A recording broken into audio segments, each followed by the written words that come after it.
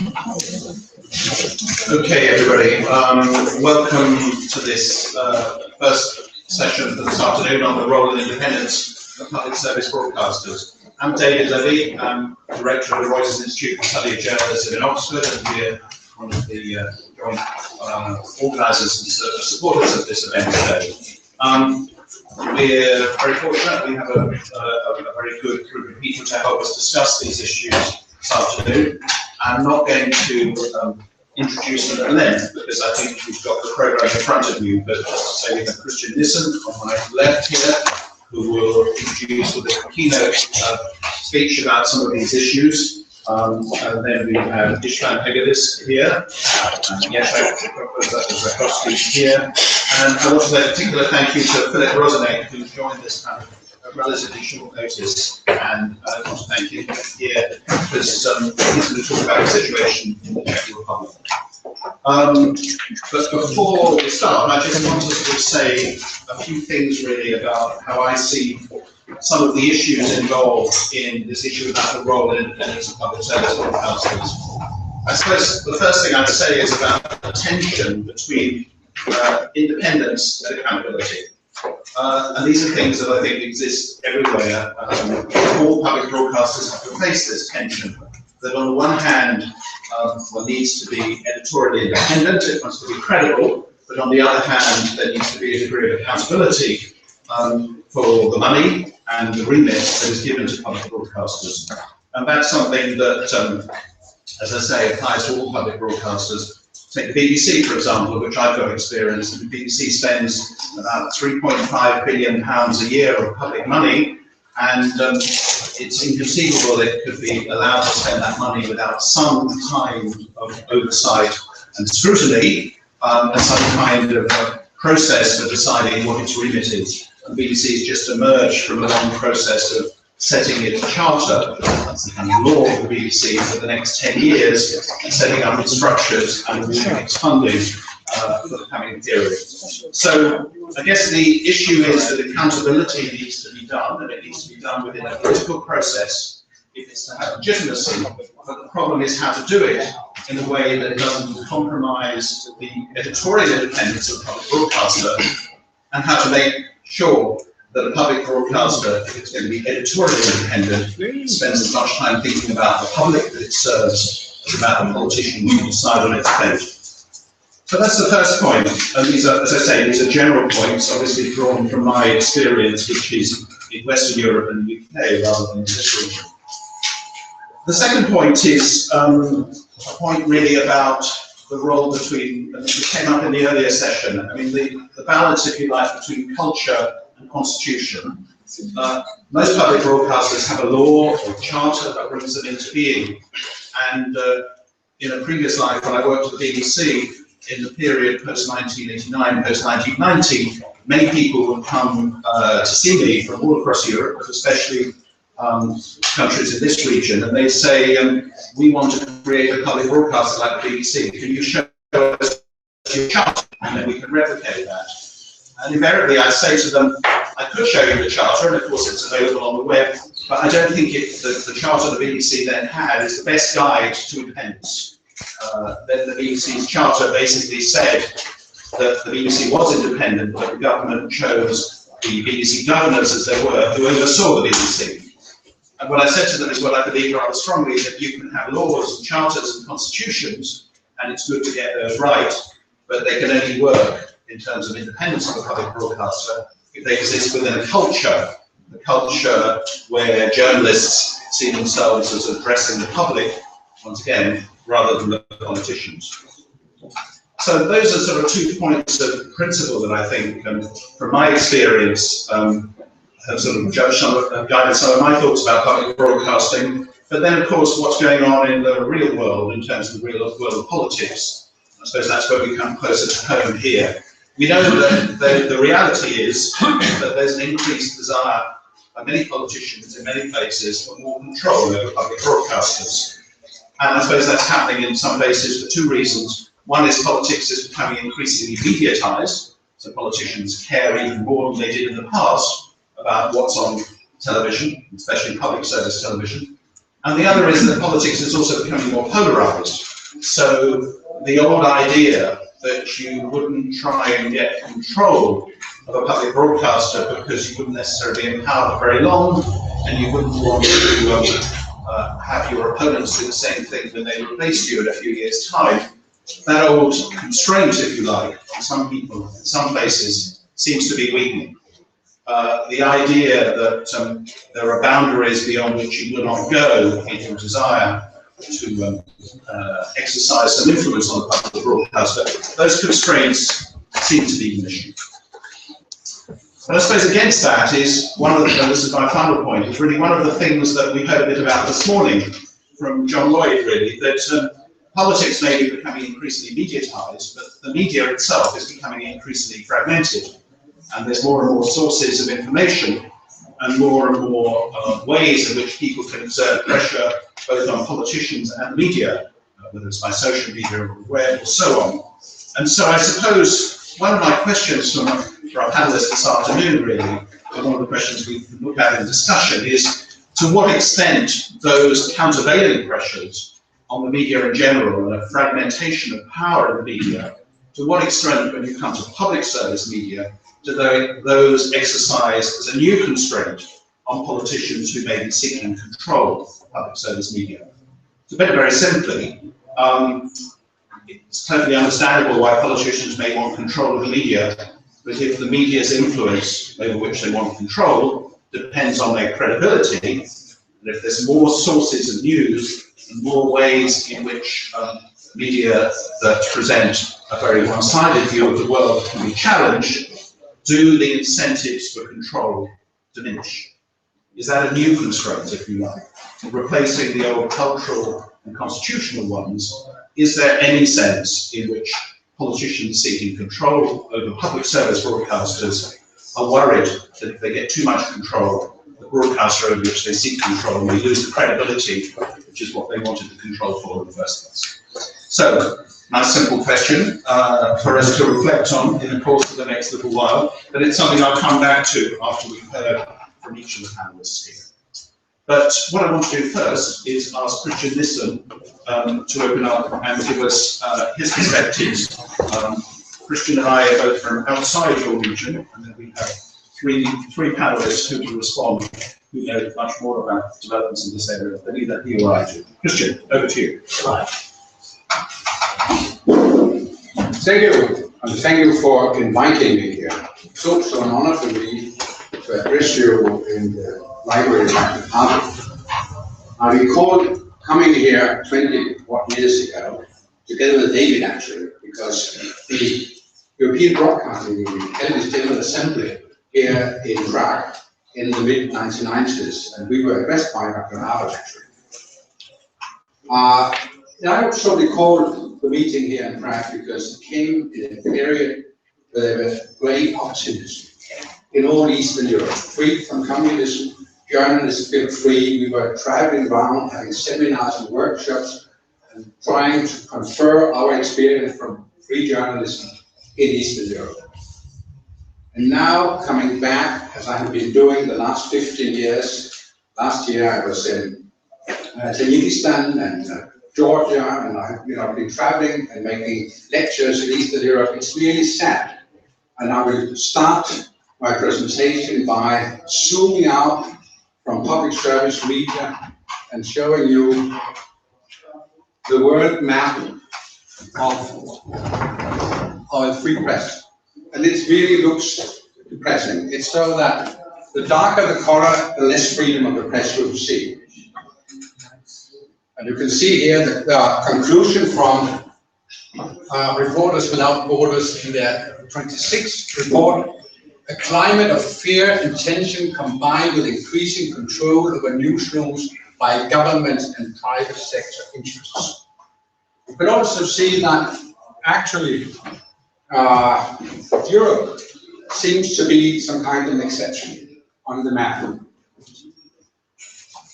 There are fewer dark colors on the European map than on the world in general. But still in Europe, there's also a blend of colors which should cause concerns. Now I will zoom from that one into the special role of public service media. And the European model is unique in the world. Ideally, it's combining state intervention and market. On the one hand, public service media secure national culture, diversity, democracy, and social cohesion. But it's balanced with the market providing market competition, pluralism, freedom of expression, and so on. This is the ideal which people and nations in other parts of the world are trying to reach. But in practice, it's not easy to follow that ideal model. And that I will illustrate now. As David said in his introduction, public service media must be accountable to someone if it's not supposed to be a state within a state. But who should it be accountable to? If we make a difference between a public service media and a state media, as we know from the years of communism and state radio, if it should be different from state radio, the addressee of the accountability should of course be the people. But the people can't act in other way than elect politicians and the parliament. The parliament, the government, acts as the only legitimate representative of the people. And that causes a problem because with accountability comes a regulatory responsibility. If the government and parliament are accountable, they also should have the power to make corrections and adjustments. So it gives the government the power to set up mission and goals, the governance system, the remit, and the services and the finance. All these central issues are controlled by the parliament and government. And this is a very, very delicate balance. Here I have a sketch of how that regulatory responsibility is carried out. We could call it a kind of a standard model for how governments and parliaments are regulating the public service media and especially the editorial processes. By appointing a board of governors who are appointing a director general, by legislation, laws, public service contracts, things like that, by funding, and by some kind of regulatory authority. One of the problems is, and also David hinted at that if you read the media laws from different European countries, also the Eastern European, much of what you read in the laws are very similar. These formal elements are actually often copied more or less from one country to the other, or inspired by the BBC, or inspired by Switzerland or Germany and so on. And I can remember a couple of years ago, there was a crisis because the European Parliament and the Commission criticized a new media law in Hungary. And I can remember then that the Hungarian authorities answered back by saying, quite rightly, the formulation of the law you are criticizing is actually can be found in the Danish laws, in the Swedish laws, and so on. For instance, concerning the regulatory authority, one of the points criticized by the European Parliament was that the Hungarian government's law gave the government much too much influence on the regulatory authority. But in Denmark, the members of that authority are appointed by the Danish Minister of Culture. So these formal rules are very often much alike. So you can't actually find the reason for the difference concerning independence in the formal laws. Therefore, you have to act, as you can see here, there are a number of indirect interferences, illustrated here by the red arrows. they are much more difficult to detect. You can experience them. If you are working in a public service media's newsroom, and you get a phone call from an angry secretary for a minister arguing that you have understood him differently, you took the wrong questions, you got to so and so. Of course, then you realize, but it's difficult to document. And you can even have more direct intervention.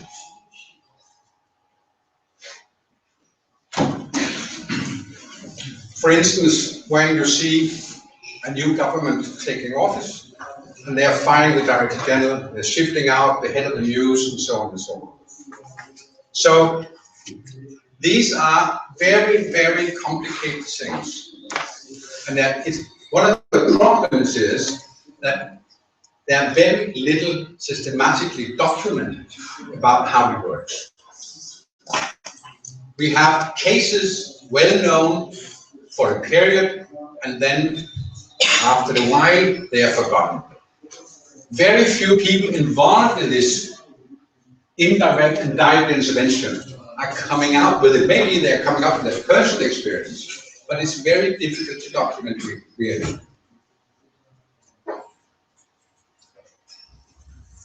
What is the explanation of these things happening? What is the explanation of the differences between countries? Why are there more intervention in Eastern Europe than in Western Europe? It's not easy to explain. One explanation could be that in all democratic countries these years, I'm not talking about dictatorships now, but in all democratic countries, communication plays a much, much more important role than it used to be. Back in the 1970s, I worked in the Ministry of Environment in Denmark, and that ministry had one person taking care of political communication. That was a journalist engaged half-time. He came midday, then he went through the newspapers with a pair of scissors, and he cut out articles about the Ministry of Environment, and he piled them, and then he delivered it to the Secretariat for the Ministry, or the Permanent Secretary. Today, every ministry in Denmark has a press staff, the spin doctors working 24 hours a day.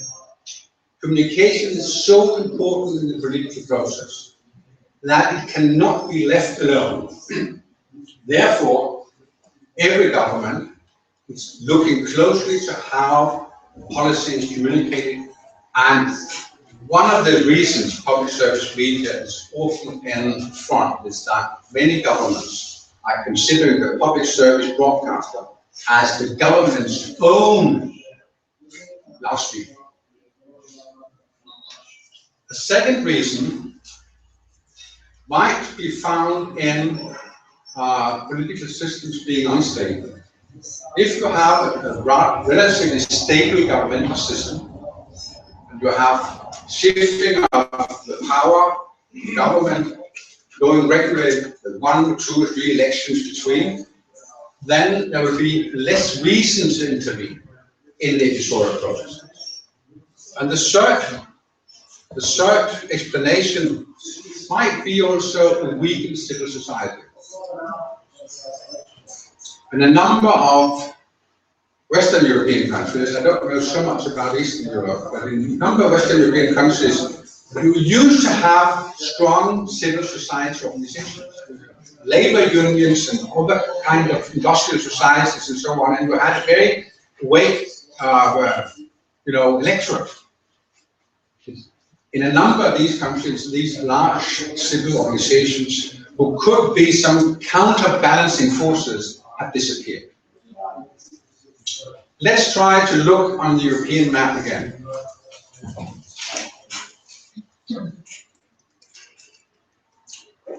Of the 70 to 27 European countries ranked by a British researcher, Chris Henry, according to an interference index, here you have the 10 countries.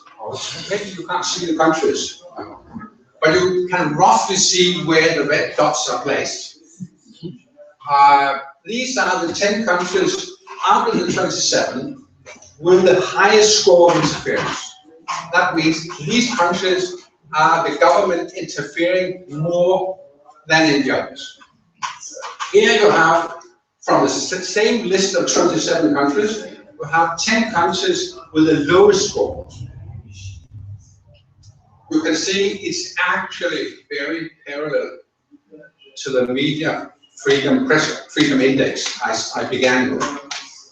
So there's a clear tendency that in the northwestern part of Europe, there are less governmental interference than in the south and eastern Europe. This is a very interesting issue. How do we explain that? It can be many, it's not an easy, there's no easy explanation. It has nothing to do with economic wealth. It has nothing to do maybe with whether you have been communist or not, because you know, the countries in Southern Europe are also marked here. But I will leave the question open because my final slide concerns the other word in what I was going to speak about, what role of public service media. And that's actually one of the most serious threats, you could say, for public service media, because public service media as we know it,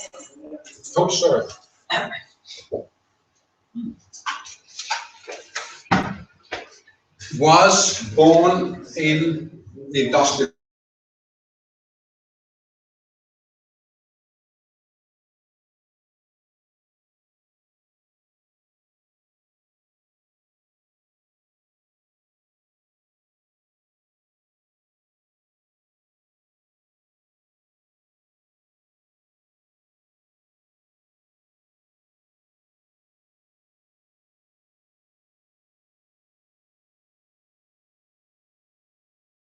hand in the globe, and if you look here, it was also very much the way the society was financing collective goods of other civil services, health, education, and so on.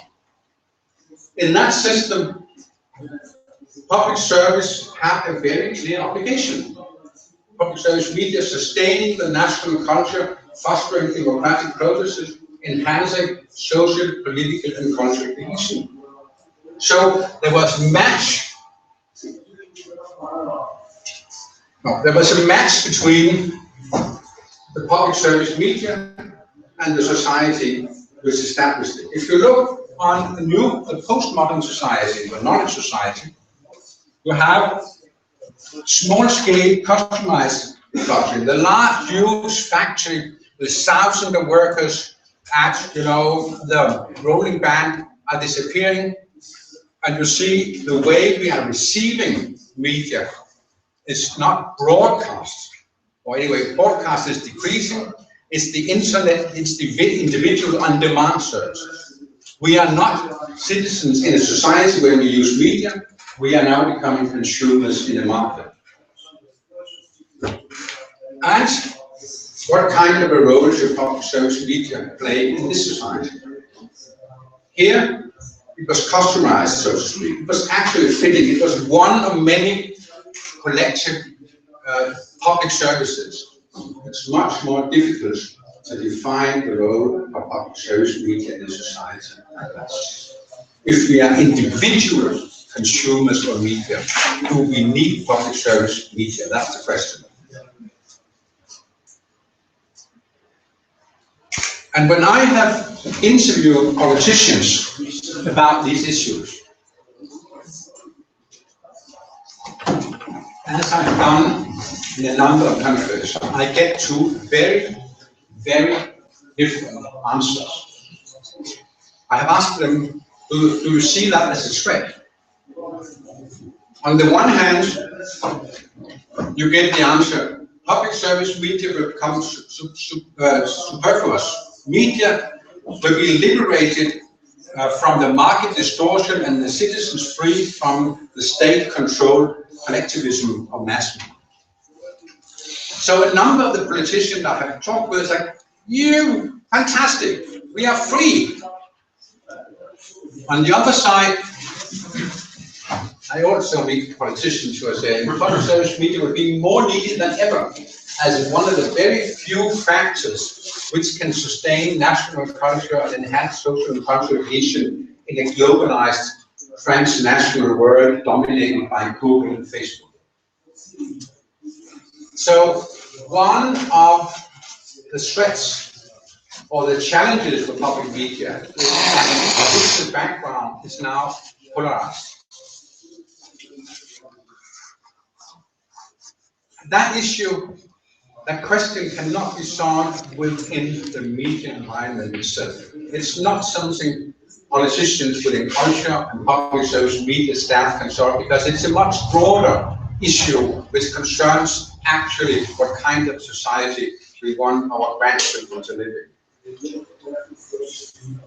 And here, this is not the public service media door dead, neither sleeping. Is just waiting for our reply to the question. Thank you.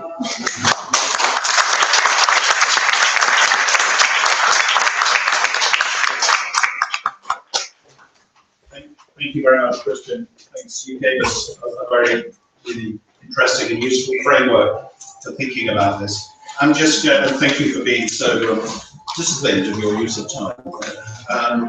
I just want to ask you one question, and maybe take 2 or 3 questions from the audience here before we move on to the panel discussion. The first question is, you were Director General of the main public broadcaster in Denmark for 10 years, and you described there, alluded to kind of informal pressures as well as the formal constitutional pressures. So did you ever feel any of those informal pressures on you, and what form did they take? Actually, it's a secret. But transparency. During the 10 years, from 1994 to 2004, I both had a number of indirect pressure put on me. From participating in a reception after a theater performance, the minister comes by me and saying, don't try to do this again, and then, referring to a news program.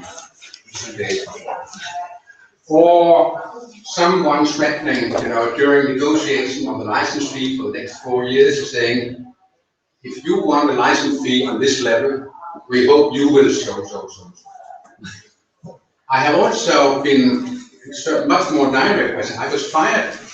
Actually, I was fired I was sacked, as you say in the American, because I was asked to fire a number of left-wing journalists on the radio news program. They had a department which, had been criticizing government for many years, and they were considered very left-wing. And I answered to that.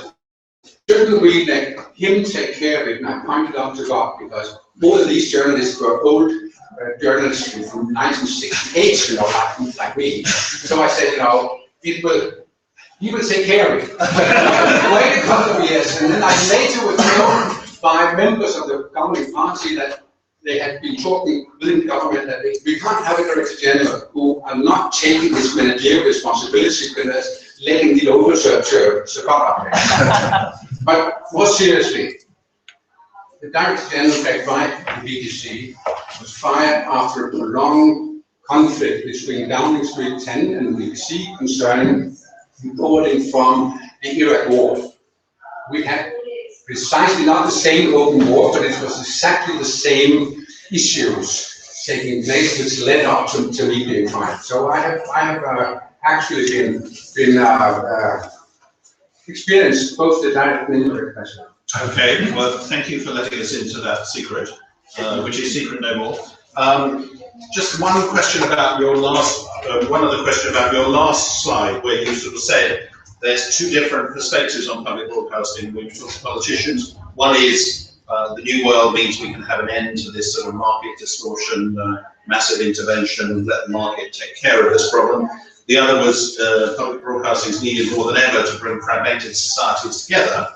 clearly the second answer is one that will please enthusiasts for public broadcasting, but just put on your old hat and just answer very briefly, if you could, and say, if you were in charge of the Danish public broadcaster now, and a politician said, we need you more than ever, we want you to bring, because we want you to bring society together, how does one balance the description of the changes in society you talked about before, increasingly fragmented societies, more individualized consumption, people seeing themselves as consumers, individual consumers rather than part of a mass? How does, you've been given the mission to do it, but it sounds to me as though actually doing it in practice is extremely hard. So do you have any thoughts about how in practice you think a public broadcaster can actually do that? I didn't know that you would put that question to me, but I'm very well prepared to answer it, because I've been working with it in a couple of years now, because I'm a member of the commission in Denmark set up by the parliament to come up with a number of scenarios for future public service media. And one of the scenarios we are working with is actually one said very briefly, where we are trying to change public service media in the scenario by making it able to address a split population. Because in Denmark, like most other countries, young people will never be using flow media. They will use on demand. But they are about all over 40. All people over 40 will continue. So it's completely different business models for two different parts of the population we're going to address. And one of the methods, I think, that's what we are looking into, would be to change public service media much more aggressively to meet the audience which are interactive. But to make a number of radical changes in the way we address, at the same time also serving those who continue to be flow media users, new television, radio channel.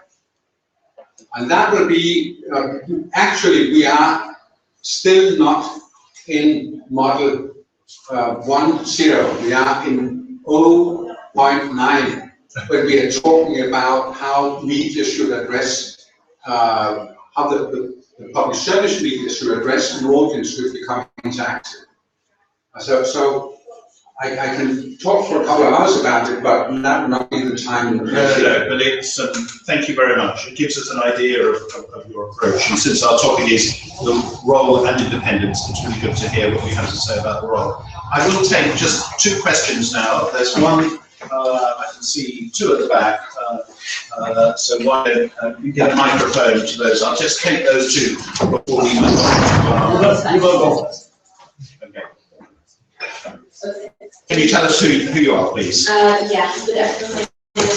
I'm from the Open Society Fund. I'd like to thank you for a very interesting keynote to this topic, and you've been mentioning the term accountability a lot, which has been quite linked to the civil society sphere for a long time. But the accountability type you were mentioning was just an upward one to the funders, to the regulators. Do you think the media scene in general could maybe profit, as the NGO scene has profited, into expanding this term for inward accountability towards the employees of the media, or horizontal accountability towards other media services, not to mention downward accountability, what we now call consumers, which is a bit unfortunate term, but let's say regular people like all of us in this room. Thank you. So just to repeat the question, just to make sure everybody heard it, it was about accountability, and as well as upward accountability, should there also be accountability to staff, if I understood it correctly, to other media, and I think you said to the wider public and civil society. So, that is an interesting issue, because in many countries you have organized business reviewers, and I have had 10 years of experience of working with such organizations, which we also have in Denmark. And as none of them are present here, I can talk freely. I have never seen them as constructive opponents or co-workers, because these organizations tend to live within a closed group. They are maybe issue-oriented. For instance, we have in Denmark Christian viewers and listeners organizations. They are more focused on, now I'm really rude, they're focused on that we're not using bad words in children's programming. They're not taking up the role as being accountable as to receive for the more general issues. I have never heard these organizations taking us into the issues that I've been talking about here. And that's actually, I mean, I don't see the specialized organization. They are interest or pressure groups. What I miss now is more society-based groupings of people, what I call the real civil society, where they are acting as citizens, not as someone taking care of a special issue or a special angle and so on. It's that more general, broadly funded civil society, I think, is much more important if we want to address the questions I've been addressing here. Thank you. Thank you. And one other question there. Yes. I'm Michael Matowski, and I have an almost frivolous question, Christian. I apologize, but I'm a big believer in data. You were showing a slide with the 10 countries in Europe with the most political interference in the media and the 10 countries with the least interference. And you said, absolutely rightly, that it's very hard to correlate it with any dimension being post-communist, not post-communist, east, west, new, etc., etc. But it occurred to me that there is one dimension which makes an almost perfect match. All the 10 countries with most political interference were Catholic countries historically, and all the 10 with the least interference were historically Protestant. Would you care to comment on that? I had it in my back when I talked, but I didn't dare to express it as clearly as you did. And it's interesting because Max Weber already discussed the influence of Protestantism on the industrial society and, the difference between actually the same Northwestern European countries. And I have worked internationally in different areas. Very often I have found out, I have done it since the 1960s when I was working in student organizations. There are two borders across through Europe at that time, between East and West, between communism and non-communism. And there was one, more or less, the Alps, Catholic South and Protestant North. And a lot of European history, also the modern history, also what's taking place in the EU and Brussels, has some kind of a pattern related to these four squares. I would add one thing more explaining the different placement of the red and the blue dots on the European map. I also say that all the red dots, Southern Europe and Eastern Europe, are countries with a rather short period of democracy.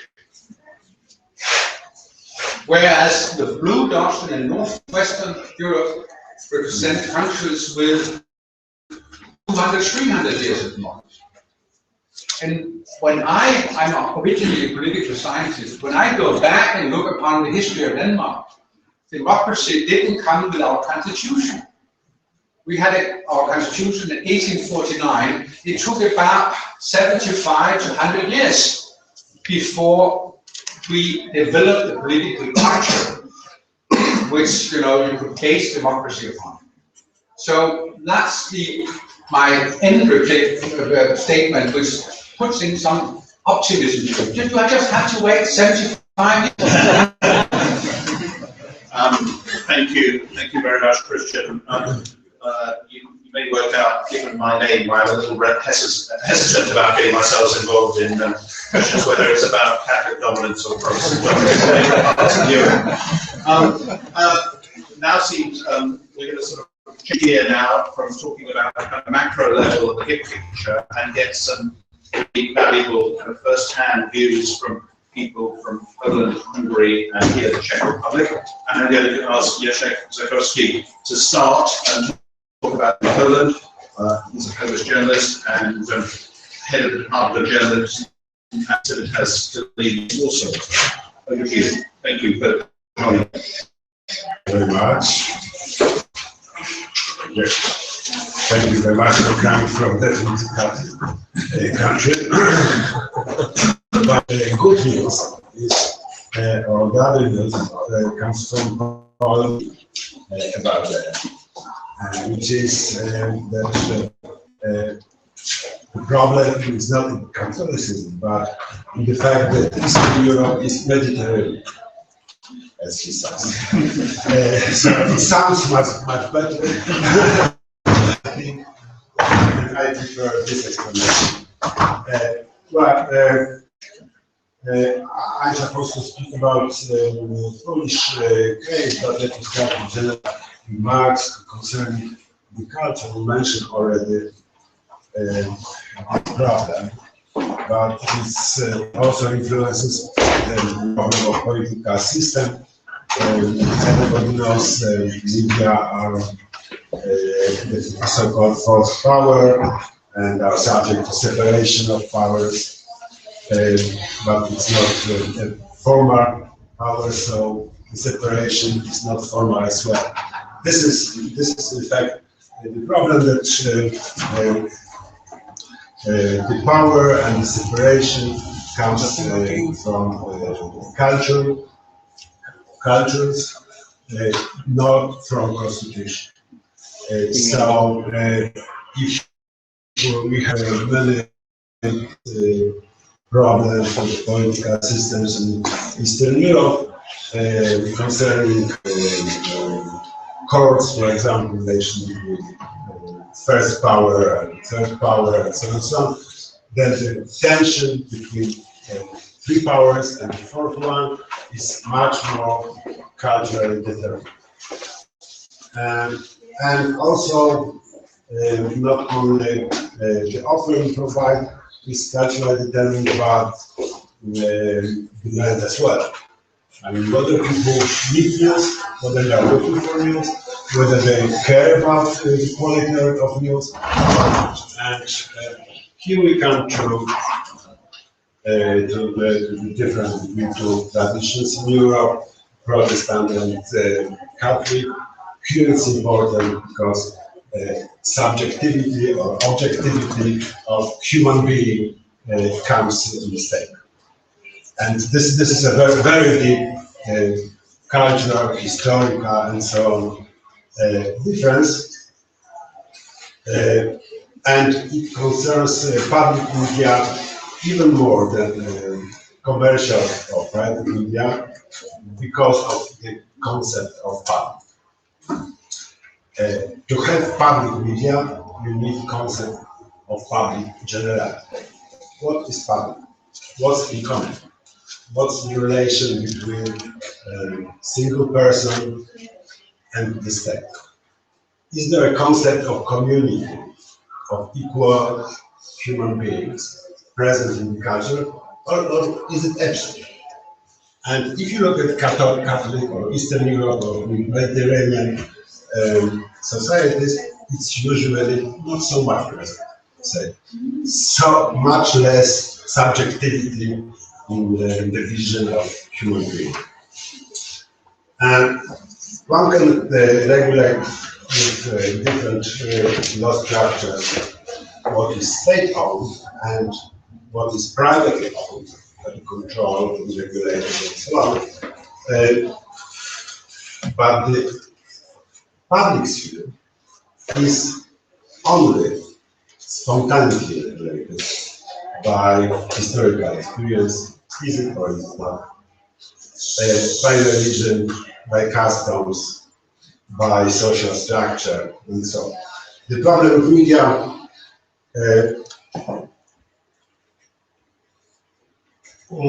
is not only a problem of ownership. It's also a problem of how people see the problem of ownership And whether they see media as something they get or as something they take part in. I mean, is a viewer or reader a part of the media system, or is he only consumer? And this is a substantial difference in my opinion. That's why those who come to you asking about BBC Charter were just losing time. I also know that. Polish problem is that we have not general culture of public. So we very easily and rapidly created state-owned media, state-owned enterprises, even legal form of state-owned media is commercial company, stock-owned company. It's also subject to commercial law, and it includes obligation to create profit. It's for-profit company. Officially, I mean systematically, not in fact. It was from the very beginning in part publicly funded, but in the decreasing part. So in last 10 years we had semi-controlled state-owned media like state-owned factories. And the problem is not only about management itself, but the functioning as well. Because commercialization concerned journalists. Finally, in 2013, most of them, under the previous government, most of them in public media were forced to turn from employment to self-employment, or move to private employment company. It also affected, heavily affected, freedom of speech and freedom of press, because they became much more sensitive to any kind of pressures. When you have no security of employment. And it created a situation in which the new right-wing government didn't have to fire anyone when they came to power. They still were not were not calling anymore to those who were not working. That's why we have some problems now saying how many people were fired after they took the power, because literally 3 or 4 persons had to be fired.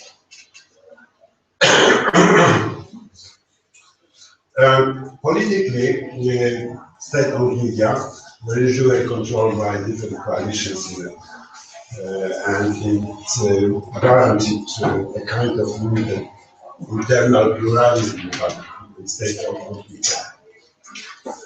And the idea of objectivity was still present there, but that was a particular kind of objectivity, limited to a kind of centric, liberal, conservative, democratic consensus, cutting more and more what is called radicalism.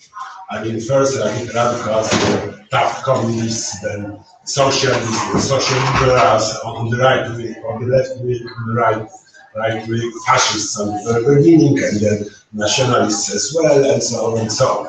So this centrist consensus was more and more narrow. That was the problem that created many political tensions in touch. The situation changed, of course, when the radical right law and Justice Party came to power in the autumn of 1915. Oh, sorry. Sorry. It was much better than in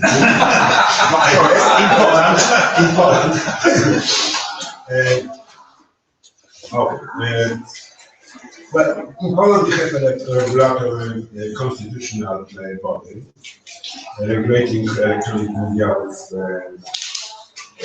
constitutionally determined term. So it seems to be pretty safe, I mean, the entire system, because of this term, constitutional term. And this regulator is appointing, was appointing boards of public radio and TV. So we felt pretty safe. But law and justice, which couldn't change the body, changed the political media law. That's all.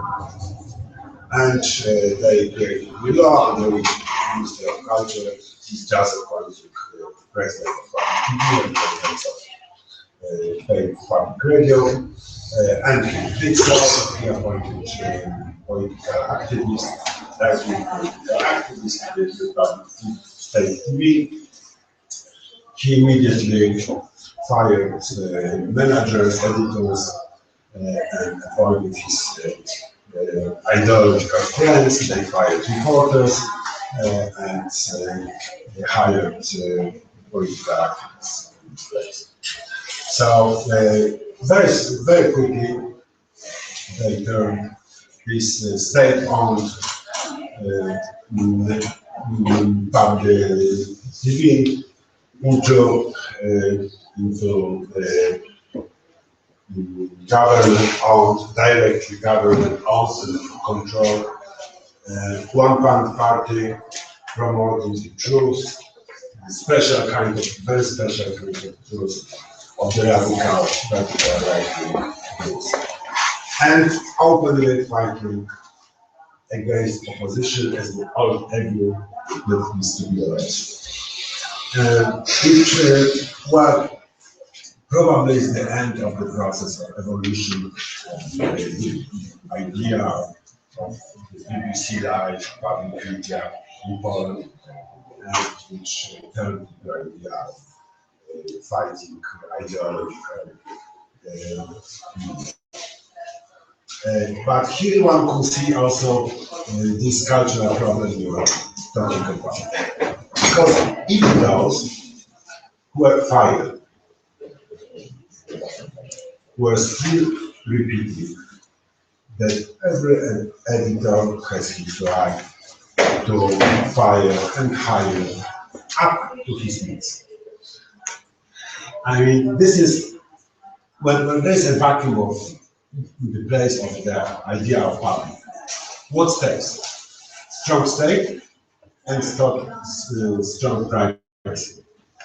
So you can, when you control institution and kind of institution, you can do whatever you like. It's yours. What we see in this many cases is that even in Polish circumstances, even local liberal democrats are authoritarian minded. This is the problem. No, I mean, not radicals themselves, but this devotion to authoritarian solutions, even in liberal sense. And this summer, this is already the end of the story. This summer, law and justice adopted more sophisticated law that created so-called National Media Board, a new, absolutely and clearly partisan body created to change situation, not to preserve the idea of liberal democracy or whatever, with members of parliament, activists as members, in charge, they are in charge for functioning and nominating boards of public radio and TV, and new boards are to be chosen later this year. So we'll see who will be chosen, but general agreement is that the sanctions are already there, like to change. And now, as the term of the constitutional regulator is over, the justice appointed its own board to very carefully after the big internal debate, because this is important to control the private media, providing frequencies and control. Viewership after taking media took over, the viewership of political decreased 20 to 50%. The program. But what is interesting, viewers didn't turn to other TV stations. They just disappeared. Perhaps in YouTube, places like that, and which seem to be independent, I mean, not dependent on the big conglomerates and businesses. Thank you very much.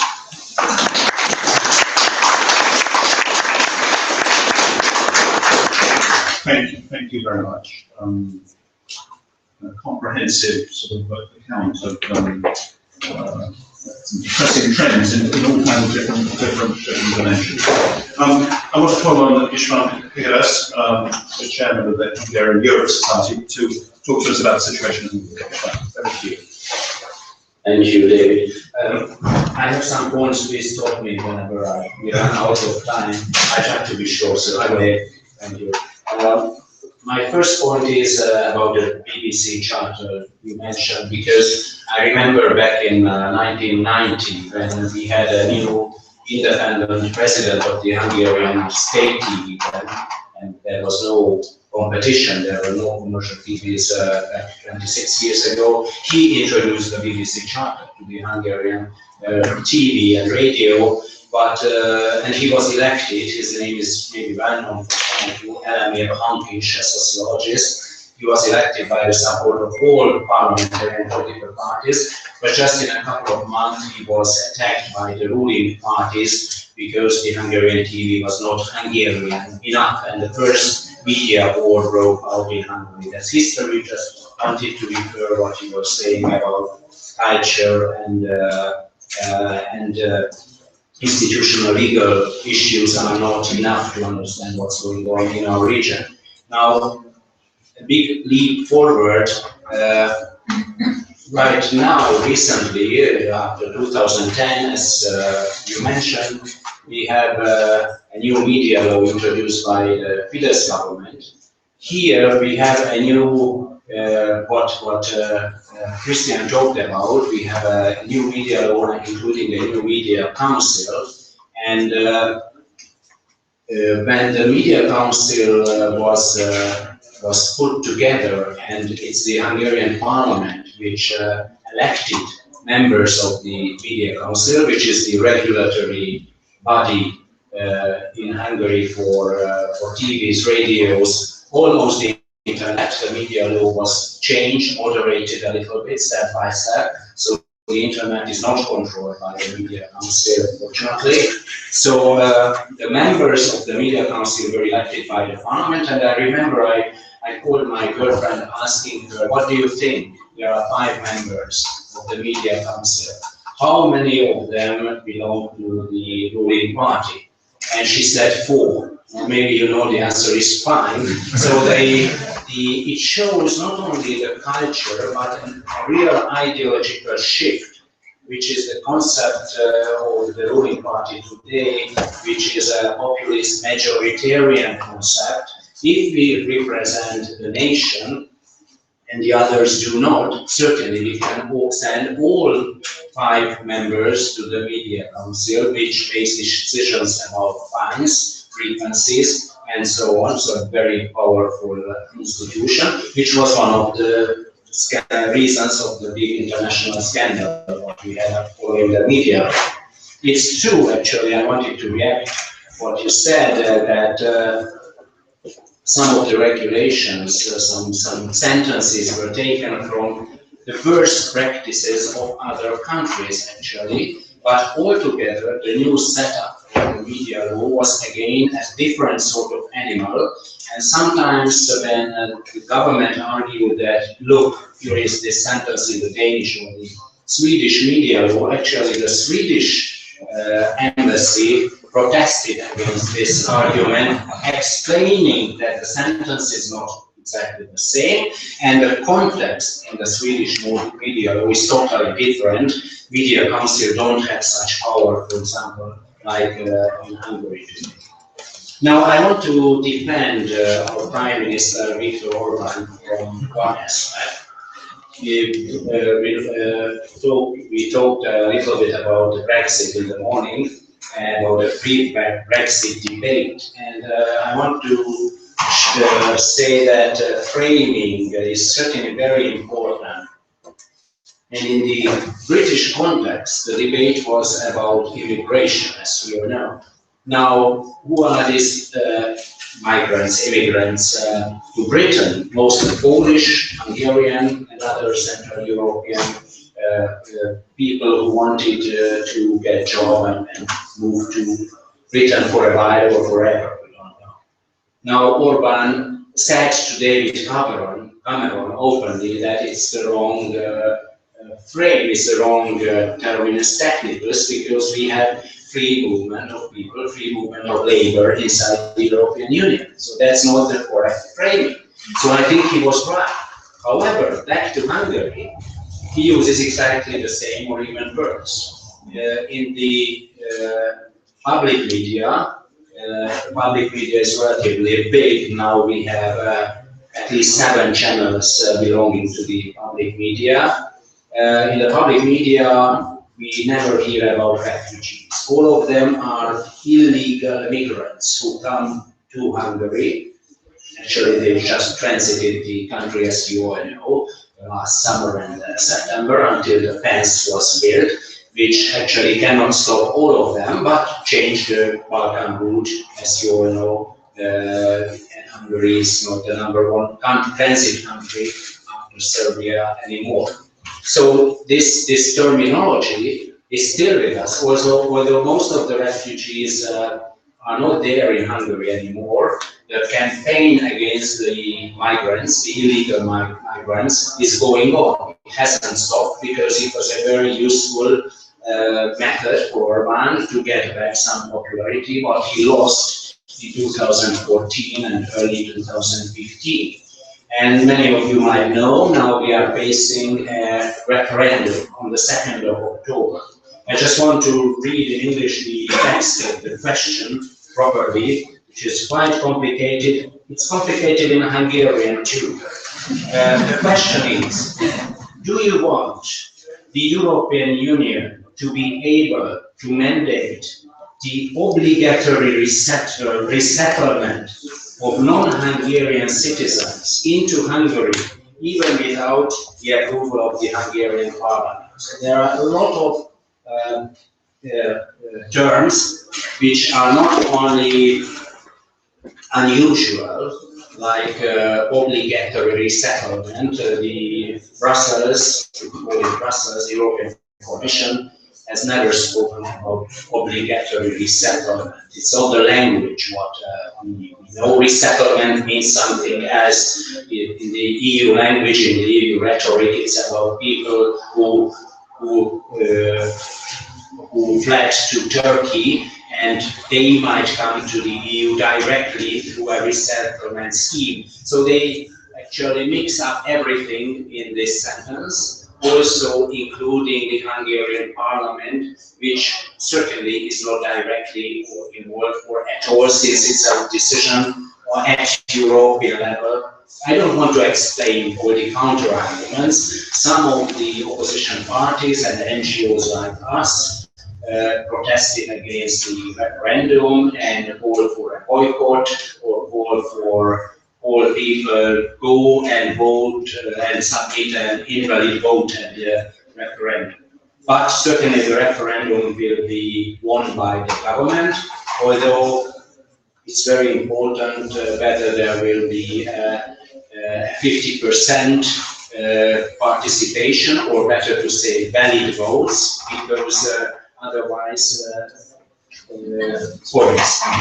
Otherwise, it won't be valid. So that might be an issue. Now, what I want to say that this referendum came following a campaign, an ongoing campaign in the public media, where migrants were shown last year when they entered Hungary and crossed Hungary, people who left a lot of garbage behind them. Certainly the issue that they use mobile phones was portrayed like a suspicious thing. Why do they have mobile phones if they are really so poor and they flee from Syria? Actually, they are not refugees because they entered Turkey. So why don't they stay in Turkey? Leaving Turkey means that they are not refugees anymore, and so on and so on. So this campaign was an ongoing campaign in the public media, and it also was present during the Olympics. During the Olympics at Rio, it was the Hungarian public TV which had the license to broadcast the Olympic Games. Now, in every half an hour, there was a spot, a clip by the Hungarian government called an information campaign. Information, not really a campaign, some social information, what was supposed to be given to the citizens.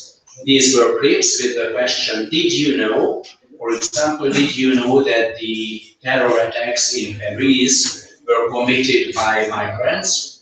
We know that it's not true, but nobody cared about it. So that was a question. That was a question, and well, most people probably knew or just realized, yes, these are the same migrants whom we are afraid of. Now, and so we got to the final question raised at the referendum. Maybe one story, if you allow me, and that's about the Syrian athlete, a swimmer. Many of you might know the story. She escaped from Syria through Turkey. They took a boat. We started to sink towards Greece, and she, as a swimmer, and her sister were able to pull out the boat with other people towards an island in Greece. So they escaped, and they took the Balkan route through Hungary to Germany, and she was able to start training again. Her name is, I should mention, Yusra Martin. Now, she got to the Olympics, and she participated in one of the qualifying, thank you, race. She was first in her race. She could not get into the final. Now, the Hungarian TV reporter did not speak about her, did not mention her name, did not mention that she represented the refugee team at the Olympics. It was a huge scandal, actually. Then in Hungary, then the TV argued, the state TV, that it was a technical mistake, sort of explanation, but it, I think, shows very well the real risk in case, that's my last sentence, in case populist, semi-authoritarian political regime occupies public broadcasting, public TVs and radios. It's not about accountability and balance and whatever anymore, but it's a real risk to get state propaganda and brainwash through the TV day and night. Yeah. Thank you very much.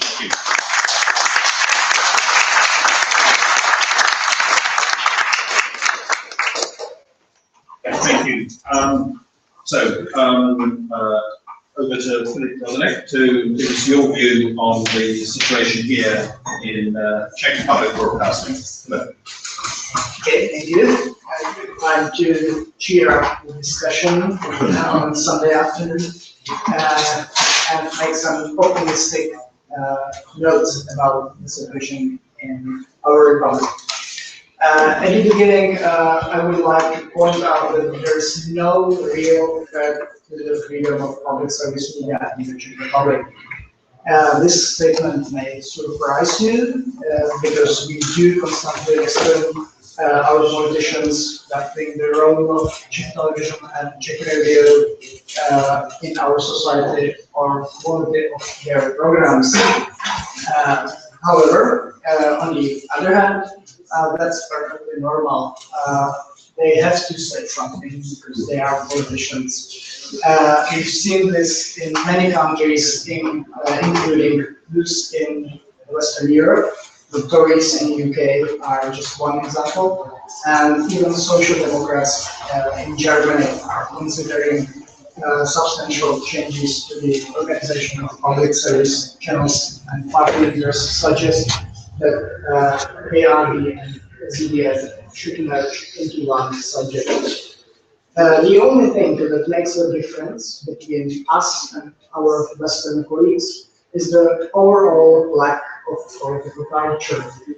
Rhetoric and proposals of Czech politicians regarding the public media often reminds me of a lowland gorilla male roaring in the jungle and beating his chest. It's more about seeking the dominant role in domestic politics than harming the public service media. It's too easy to say that Czech television or Czech radio are a bunch of liars and we should abolish them. People may applaud you, but those words are empty or, in the worst scenario, just a bad propaganda. For more than 14 years now, I attend various media conferences and discussion platforms about the role of public service media. It's almost the same every year. This topic is kind of evergreen and has its roots back in 1993. In other words, discussion about Czech public media is old as Czech Republic itself. Governments and individual politicians both came with proposals to sell or trim public TV and radio. There were efforts to cancel the license fees paid by each household, the radio and television by the special subsidy from the state budget. However, none of those proposals succeeded, and if it did, it has been never approved by the full parliament. There is even somewhat funny development since last parliamentary elections in 2013. As you know, one of the richest people in our country became a finance minister and the deputy prime minister. Besides that, Mr. Andrej Babiš has a huge media power because he owns influential media house, the most listened radio station, and also on music TV for young people. Politicians scared by his influence rethink their former opinions on public media, and even the right-wing conservatives now say there has to be done everything to protect Czech television and Czech radio from Mr. Babiš. They know that as if they protected public media since the beginning. That's magic. Despite the rhetoric, the public service media devil got stronger, have stable source of income, and are trusted by the general public. Even the introduction of digital broadcasting wasn't a menace to Czech TV or Czech radio. Just on the contrary, they show even higher ratings than before. Czech TV has 6 channels instead of 2, including the most watched national news channel in the whole Europe. Czech radio used to have 3 nationwide stations, and now it has 8, half of them digital. When the Czech radio launched its news channel, it earned tens of thousands of listeners in just a few months, beating its direct commercial competitor. And that brings us to the matter of market balance. None of the relevant political parties now wants to destroy the public service. But especially on the small market like the Czech market, you have to set some boundaries for public service. Public service media simply can't do everything because there has to be some space to run a private business. The European Commission set the rules 7 years ago, and we still didn't put them into Czech laws. However, now the Ministry of Culture prepared a new law about Czech radio and Czech television, which includes this directive. The directive of European Commission says that you can spend public money on commercial projects, calling them then public service or public money. Public service media will have to undergo kind of stress test of public relevance and market competition for each big project they will introduce, especially if it's digital or online. Almost nobody wants to follow the path set by governments in Hungary and Poland. The World Press Freedom Index puts the Czech Republic on the 15th place between European countries and on 21st place in the whole world. On the other hand, Poland is on 47th place and Hungary even on 67th. I believe that we would like to get higher in this ranking instead of lower. There is a new law requiring members of government to leave the media business. You heard before that this law isn't as good as it should be. It's meant just to prevent the concentration of political, economic, and media power. And when you compare the broadcasting laws among the whole Europe, the Czech law is one of the most liberal.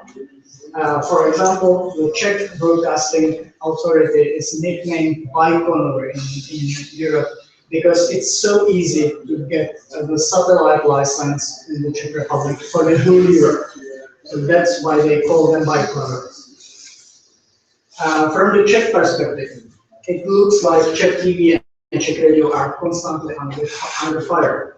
I would agree with you if I wouldn't know the European context. When I visited the meetings of European Broadcasting Union, I learned that Czech media are independent and progressive. If you don't believe that, try to say to journalists in either Italy or Spain how bad the situation here is. A few years ago, foreign journalists were surprised how it's easy to get the Prime Minister and other important political figures into live broadcasting where they face questions from the general public. Getting the phone number of Prime Minister in Czech Republic is a matter of 5 minutes in each media house. Let me conclude my speech by a statement that we tend to see things more dramatic than they really are. Yes, we have to watch carefully the brilliant ideas of our politicians, and yes, sometimes it's difficult. But that's the thing with democracy. Nobody said it will be easy. If you want independence, there has to be some work to be done. Thank you for your attention.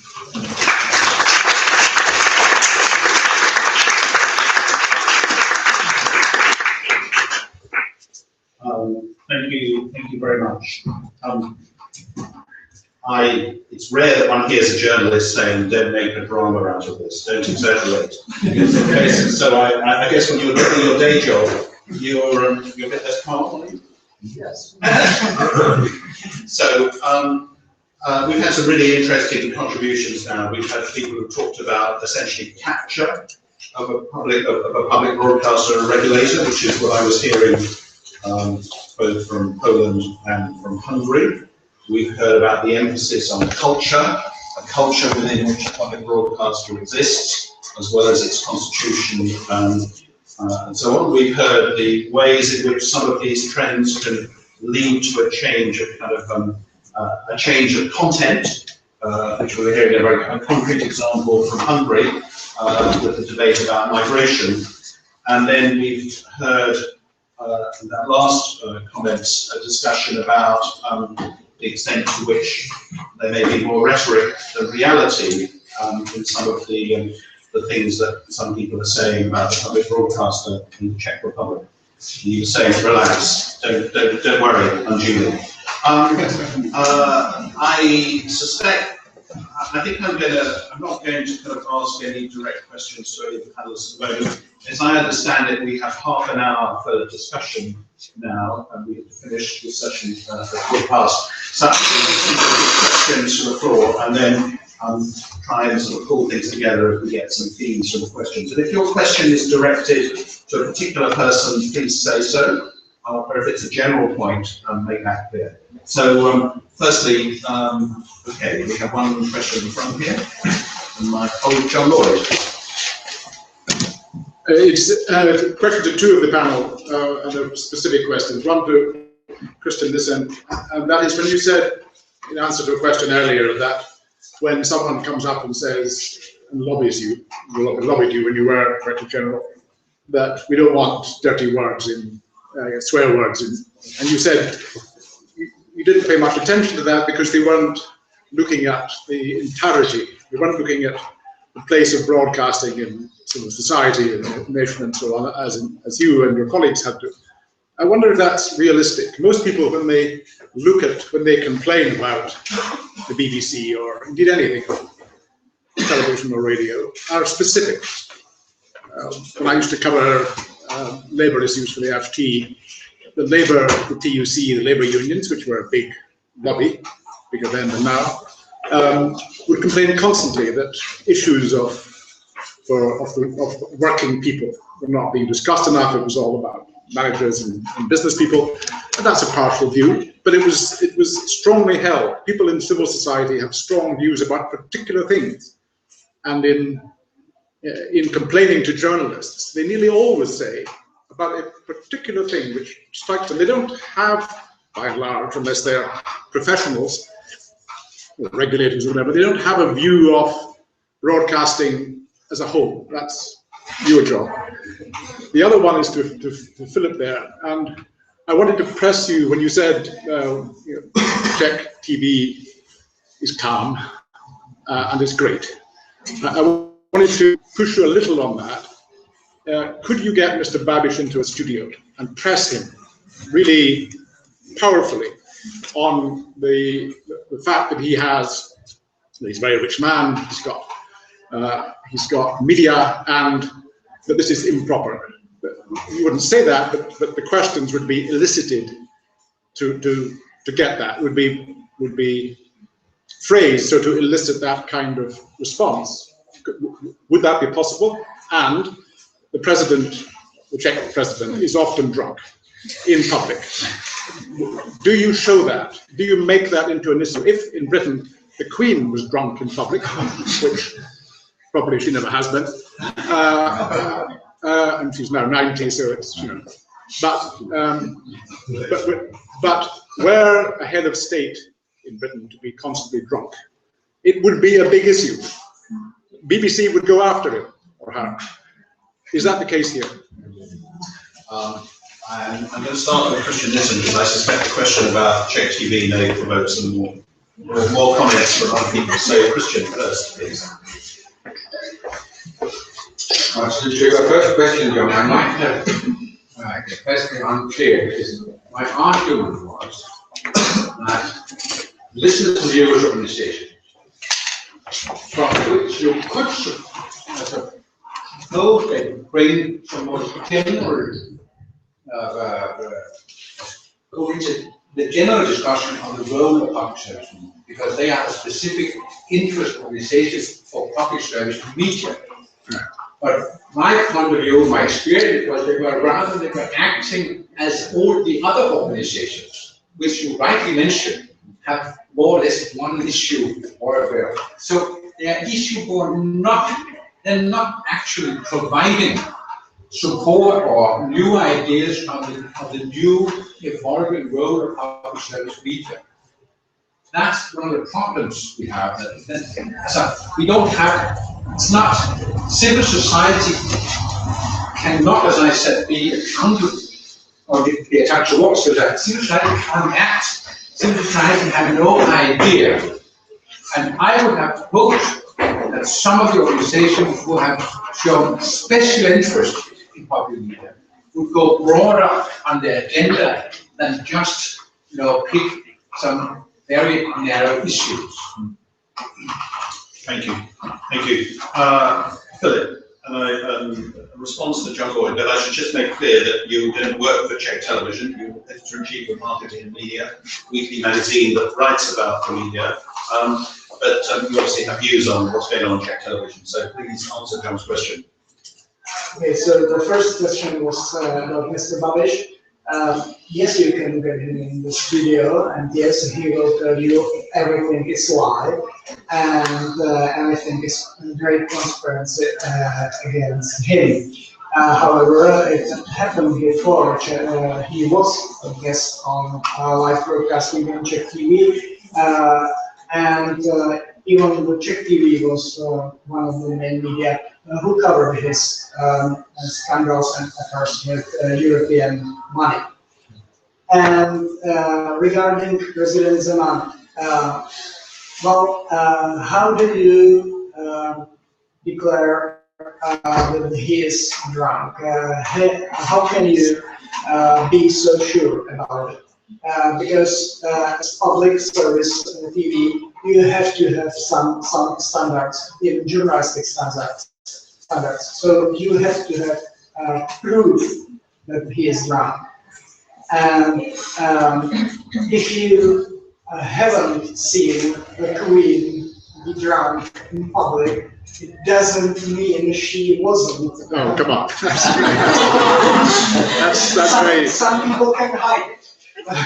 I've seen videos of the Czech president actually in Czech TV. Yeah, everybody Right, so has seen those videos, and you have said Czech TV broadcasting.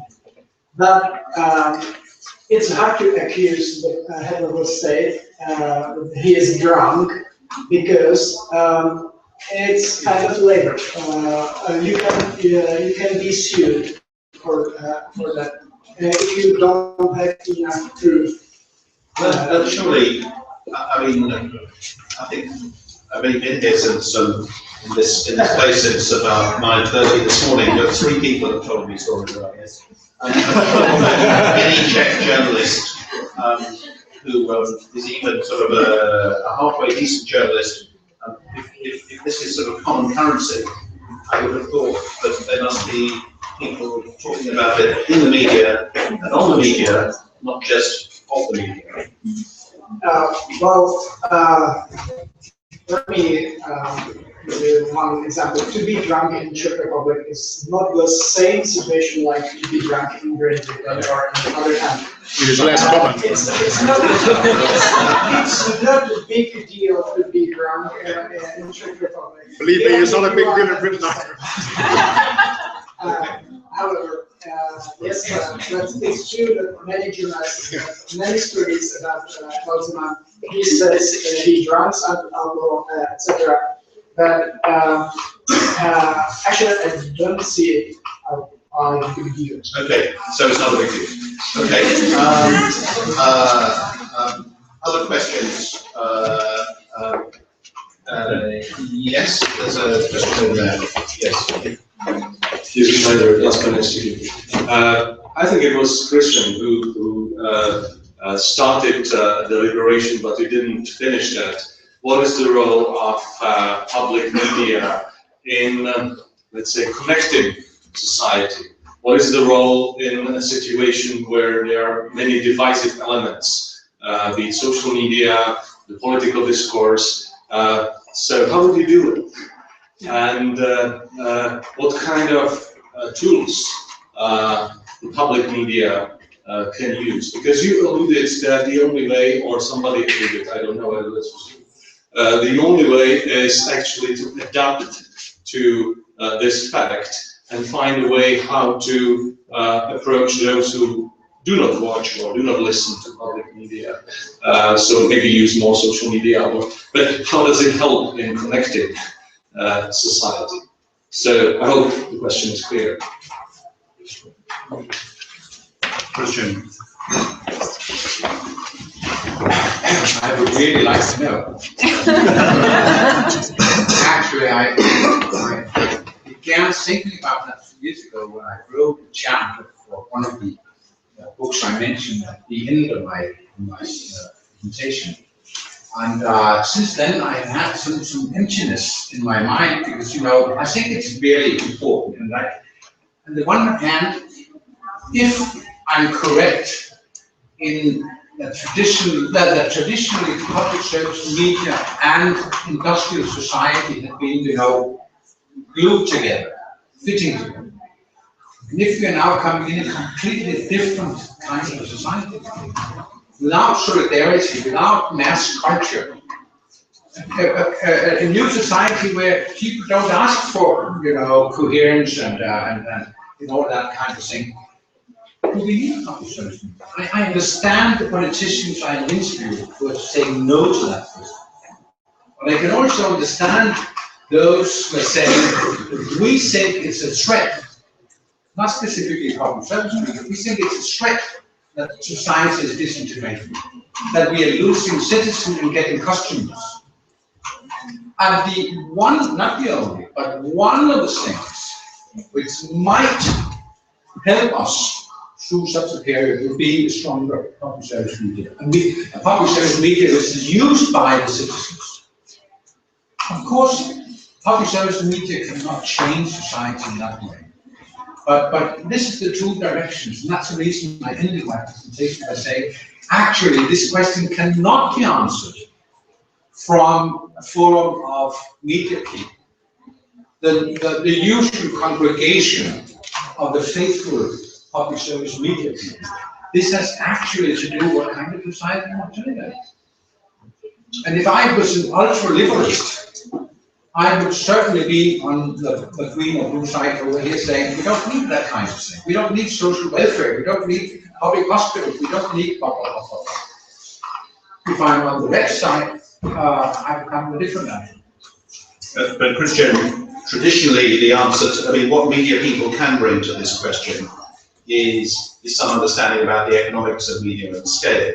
And traditionally you may have a different answer to that question in a country of 50 or 60 million people, or 300 million people like the US, than you might have in a country of 5, 10 or 15 million. And in the latter category, you might say the economics of media in smaller countries are such that the market alone will not necessarily provide the kinds of content tailored to different audiences in the language of that country that it might do, say, in the United States or the United Kingdom. So I suppose just pushing back at you a little bit, you're giving us a kind of binary view about what your view is about the state of the market. Surely when it comes to media, and my understanding is this is what's happened in many Northern European countries in the past, the answer has not been an ideological answer necessarily, it's been an answer that depends on the size of the country and the market. You're absolutely right. In the scenario work I mentioned, we're working with two main goals of recent economies. One has to do with society, as I mentioned, and the other one precisely David pointed out, securing the small national culture, language, literature, music, and things like that. That's relevant. That's absolutely relevant also. But I have even that argument may be an argument expressed by my generation and people more or less my age. When I ask my own children on searches, they don't think Danish culture. Come on. I read German books.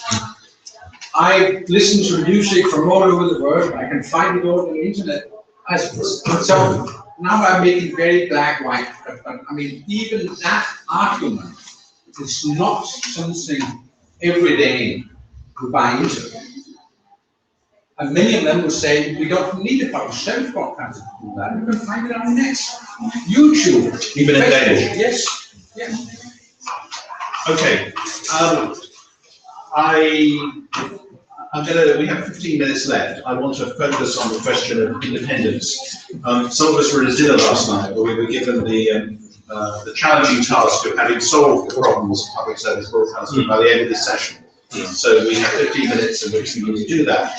I suppose I want to get a sense of who else wants to ask a question, and then I want to put something to some of my panelists. So if you're interested in asking a question in the next 15 minutes before the session ends, now's the moment to wave a hand and let me know whether you want to.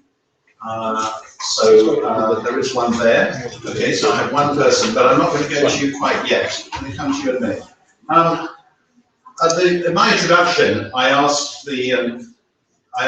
sort of put out the idea that maybe one constraint on politicians seeking to control public service broadcasters' independence might be that there's not much point in controlling a public broadcaster if in a world of increased choice, as a result of your control, nobody looks at it anymore.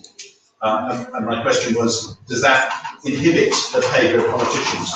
And so I suppose I wanted to turn to you, Jakob, because at the very end of your comments, you came up with this rather staggering figure about, which I'm just looking for now, about the number of viewers of Polish public service television having diminished by 20 to 50% since Political program. the political program. Not Okay. sports. Yeah, no, that's fine. So I suppose my question to you is, and I will ask Ishvan a similar question in a minute. You both painted a picture of highly sort of politicized public broadcasters in your countries.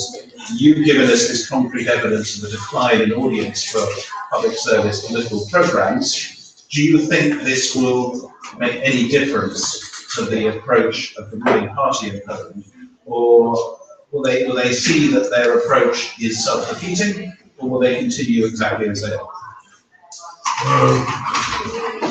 I think they will continue. There are some reasons. First is money. Public media is a good place to laundry money, public money to the party needs, and party activists, politicians are plenty forced to be given everywhere. That's so the economic factor is very, very important. And the other factor which is important is this authoritarian structure of the party. So the people are feel responsible to the chairman, not to the rally. It's like in the Communist Party. So they will produce programs that the chairman likes, not programs that work. And I think for me, as liberal Democrat, this is a source of big hope, because you know there's a kind of way to choose. If they will have no output, no expected output of these activities, then they will try to influence other fields. I mean, education, more pressure on education to make children love public television more. Bigger pressure on culture, theater, cinema. We see this, I don't know how it's in Hungary, it's enormous pressure on cinema and production in Poland now to make it more right-wing and crime politics. So they will know. Okay, so declining audience figures are not going to be a constraint on attempts to control the broadcaster. István, can you comment on that in the Hungarian case, and then I will come to you, sir, and there will be a question. Yes, well, you're right that it seemed to be a sort of mission or obsession of the government trying to control the public media, since it's only a small share of the big media system and the media audience especially. But it had a sense when you include, for example, the Hungarian news agency which produces the news free to everybody, because it's a sort of monopoly since the new media rules. It has a sense when it turned to be out only the first step, and it's not only about the public media anymore. Just recently, the Hungarian government, one of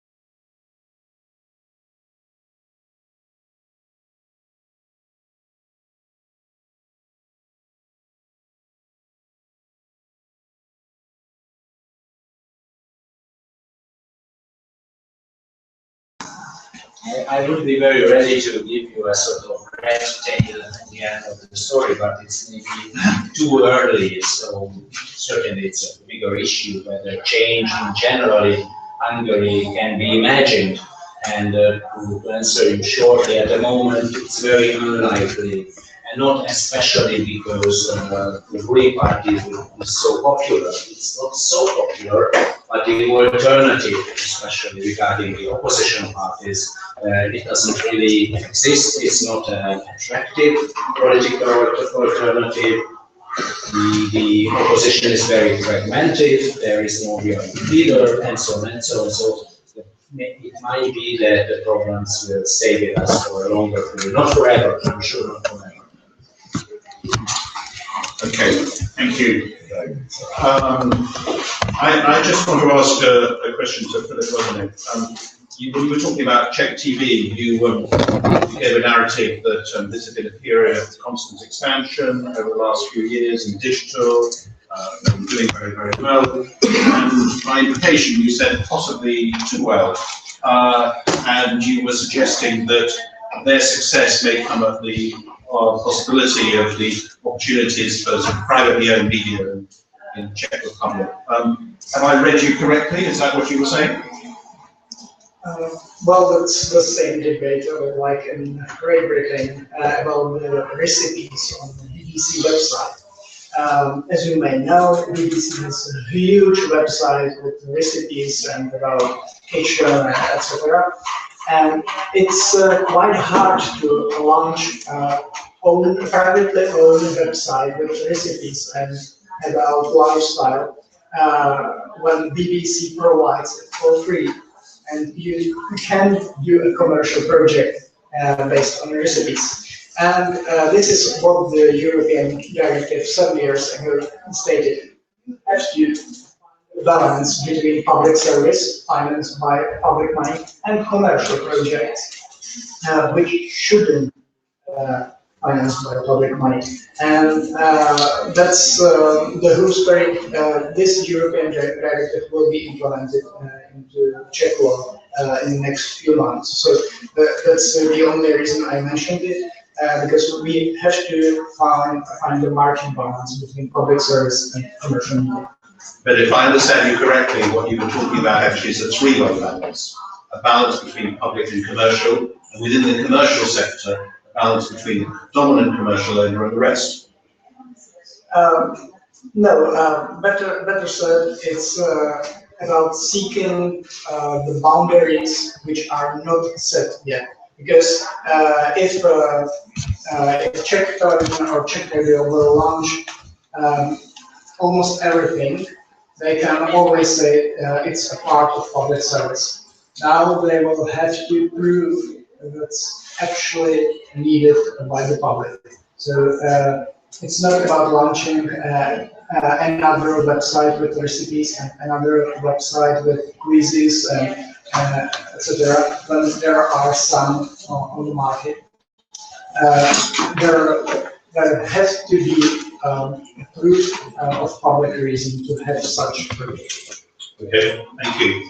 The one thing that surprised me about this session is that nobody in the room has challenged your optimistic analysis of the position of Czech TV. I just see a hand has gone up. I will, it's on that topic, sir. We will squeeze you in at the end of the session to get a microphone. I told you as a chair. I would like to challenge you. Thank you.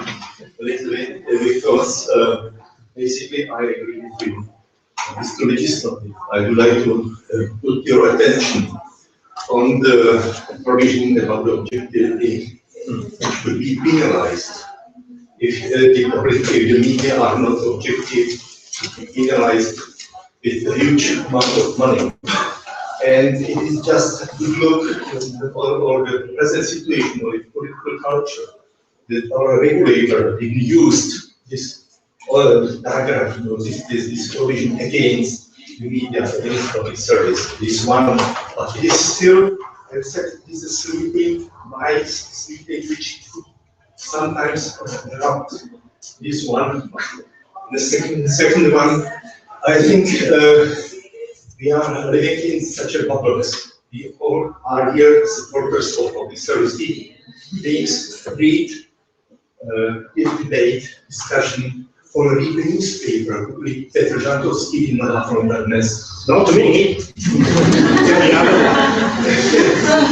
What he is saying about public service TV, and what annoys me and what I'm afraid of is that that our top politicians, like former President Václav Havla or like President Miloš Zeman, didn't support, actually didn't defend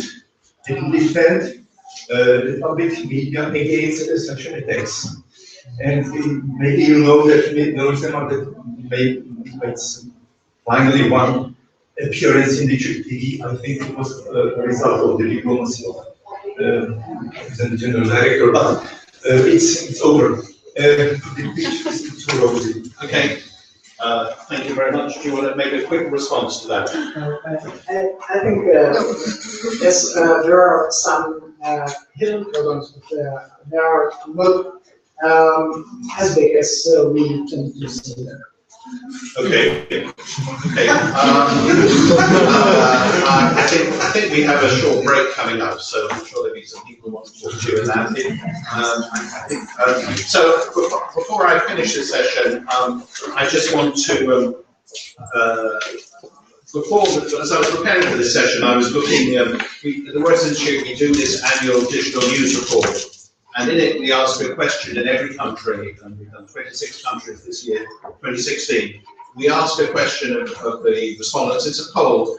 We say, do you think the media of your country are free of political influence? And then do you think they're free of business influence? So I looked at these figures before I came here, and the figures are quite surprising. So I would just go country and political influence and business influence, country by country. And in the Czech Republic, only 15% of people thought the media were free of political influence or free of business, and 13% thought they were free of business influence. This is what surprised me. In Hungary, the figures were very, very similar. Only 14% of people thought that they were free of political influence, and 13% of people thought they were free of business influence. But the thing that really surprised me, and it surprised me even more after what I've heard today, is that in Poland, 27% of people said they thought the media were free of undue political influence, and 25% of undue business influence. January of this year. So there's two ways of interpreting this. One way is that the poll, well, three ways. One way is the poll is wrong. The other way is that that there's the poser role, which they often are. But actually another way of interpreting it is that in societies which are very polarized, you will have quite a lot of people who say the way things are is fine, even if many other people it's not. So one's in these questions, one's sort of testing two things: the political allegiance of the people you're asking, and the view about what's happening in the world outside. So, I want to bring things to an end. We've heard about the importance of culture in terms of determining these questions about public broadcasting. We've heard some accounts of capture, and we've heard an accusation by a Czech colleague of complacency. I'll let you discuss that with him afterwards. But I'd like you to join with me in thanking all of our panelists for a really stimulating discussion.